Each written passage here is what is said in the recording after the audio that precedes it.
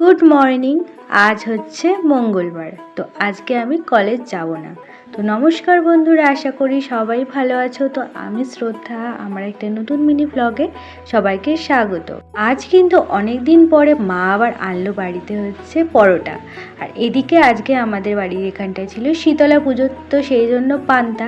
আর এদিকে আমি কি করছি সেটা বলি। আমি করছি হচ্ছে বিটটাকে ভালো করে গ্রেট করছি। এটাকে আমি ভালো করে শুকিয়ে ভালো করে মিক্সিতে গুঁড়ো করার পরে প্রতিদিন সকালবেলা জলে গুলে খাবো, এটাই আমি চিন্তা ভাবনা করেছি। এখন দেখি কত কি হয়। দুদিন রোদে আমি শুকোতে দিয়েছি এখন।